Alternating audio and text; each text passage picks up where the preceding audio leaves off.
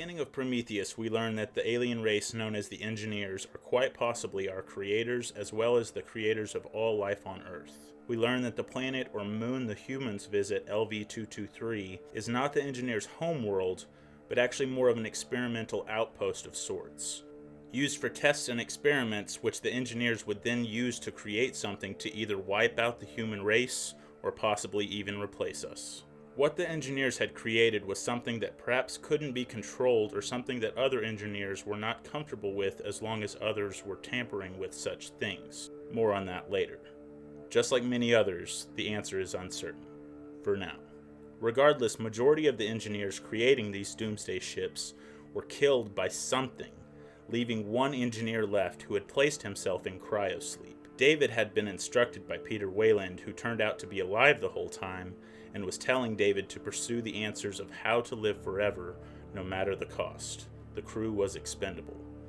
Elizabeth Shaw was one of the only, if not the only, religious people on the Prometheus. Weyland wanted a true believer on board. Because having faith in something, whether you can see it or not, takes patience, practice, and ambition. And sure, while all humanity, no matter their beliefs, will always ask, why are we here? Why were we created? What happens when we die? The answers to a true believer are that much more rewarding, or life-changing, if you will.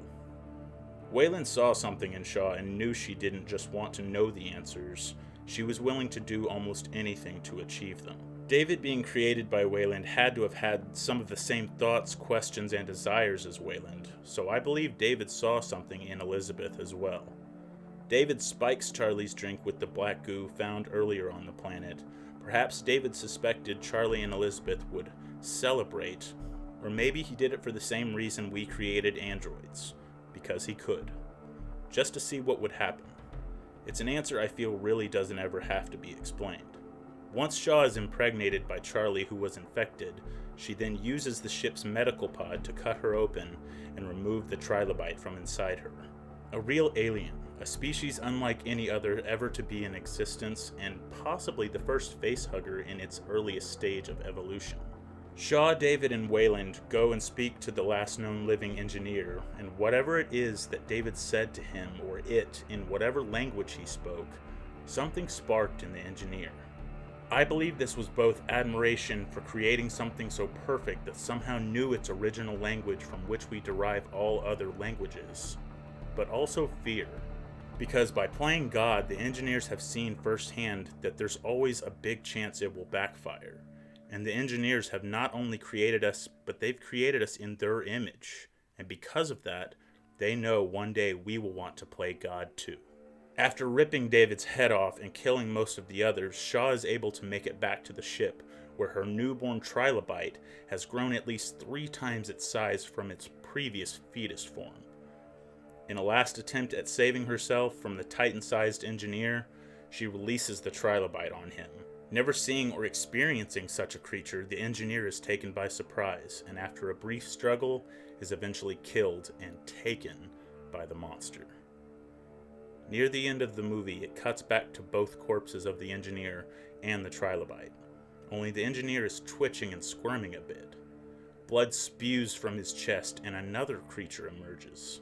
A xenomorph, but one unlike any other I believe will ever be in this universe. Although I won't be talking much more on the alien known as the Deacon, knowing that he's in some relation to the engineers, I know that this little alien is far more intelligent than what it appears to be. Therefore, I feel we will see him again in a future film. Shaw has helped in saving the world, but is now trapped on this hell-like planet, until David, still being functional, informs her that there are other ships, and that he believes he can fly them. And so they head off on their journey not back home, but to the engineer's home planet. Shaw wants to know why, if they created us, did they change their minds and plan on wiping us out? There was an original confirmed answer, but it was scrapped due to it being extremely controversial. If you want to know in detail, go check out Nicholas Hofstadter, I hope I'm pronouncing that right, Nicholas Hofstadter's Why Engineers Hate Humans on his channel. I'm pretty sure the answer will blow your mind, most of you anyways, but he also goes over anything and everything alien as well as some other really cool stuff. definitely have to thank and give him credit for a lot of the information you're receiving from me now. Although there are many theories, going off what I've seen and what was perfectly laid out for me, I've come up with my logical thesis. The engineers on LV-223 are not what other engineers would consider natural.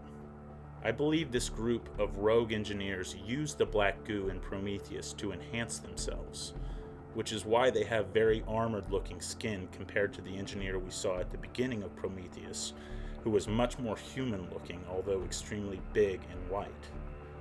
I believe the fleshier engineers told them not to tamper with such things, but they eventually rebelled and left their home world to go and experiment in seclusion on planet LV-223. I mean, that's not far off from us as humans. We have experienced firsthand that a good portion of our own kind majorly disagrees with what our country feels is best for us, and we're all the same species. However, in the normal engineer's case, I'd like to think that they are possibly much older and wiser, and know to mess with this stuff will lead to disaster.